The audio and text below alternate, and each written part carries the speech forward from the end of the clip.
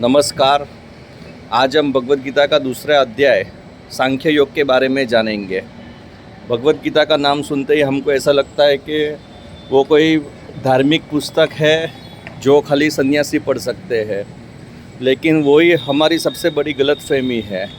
भगवद गीता में जो लिखा है वो हर व्यक्ति के जीवन में प्रतिदिन होता है, लेकिन हम लोग कभी यह चीज़ पढ़ने की कोशिश नहीं करते हैं। इसके लिए हम लोग अज्ञानता में गोल गोल घूमते रहते हैं।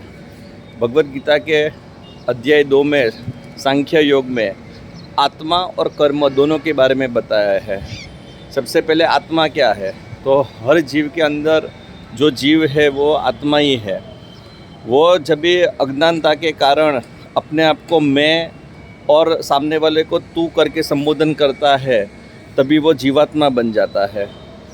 व्यक्ति को यह समझना चाहिए कि आत्मा कभी मरता नहीं है, न कभी जन्म लेता है। जो भी बदलता है वो शरीर बदलता है। इसके लिए हमारे सामने जो भी चीज़ें हैं वो यह संसार में बदलती ही रहेगी और ऐसे ही सुख दुख आते ही रहेंगे। तो सुख के बाद दुख, तो सुख और दुख कैसे उत्पन्न होते हैं, तो भगवान दूसरे अध्याय में कहते हैं कि इंद्रियों और उसके विषयों में जब भी जीवात्मा आसक्त होते हैं तभी उसमें से सुख और दुख उत्पन्न होते हैं। जैसे कि कान का विषय है सुनना। कान से हमने अगर अच्छी बातें हमारे बारे में सुनी तो हमको सुख उत्पन्न होगा, और किसी ने बुरा बोला तो दुख उत्पन्न होगा। लेकिन ये सुख और दुख दोनों टिकने वाले नहीं हैं, दोनों आने जाने वाले स्वभाव वाले हैं। इसके लिए हमको सुख और दुख में लिप्त नहीं होना है। इसके अलावा हमको कभी भी मोह में नहीं रहना है। क्या चीज़ का मोह में व्यक्ति रहता है कि ये मेरा घर, ये मेरे घर वाले, ये मेरी चीज़ें। तो भगवान कहते हैं कि ये संसार में हर चीज़ नाशवंत है, हर चीज़ बदल जाएगी, हर चीज़ ख़त्म हो जाएगी। तो जो चीज़ टिकने वाली नहीं है उसके लिए क्यों रोना।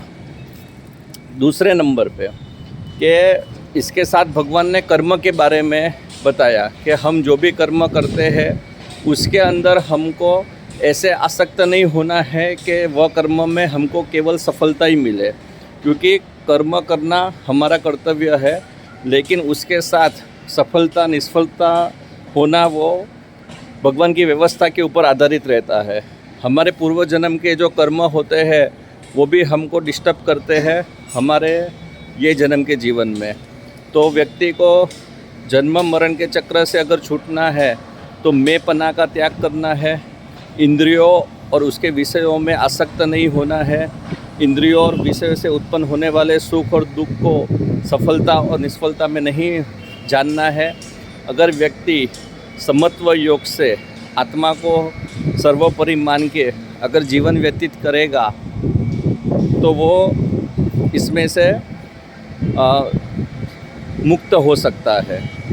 तो आप कोशिश करिए भगवद गीता का रोज़ एक श्लोक पढ़ने की, एक अध्याय पढ़ने की। जैसे जैसे आप पढ़ोगे समझोगे, आपको हर चीज़ें समझ में आने लगेगी। आपको लगेगा ये तो मेरे साथ हो ही रहा है, और ऐसे ही हम लोग जीवन में आगे बढ़ सकते हैं। हरे कृष्णा।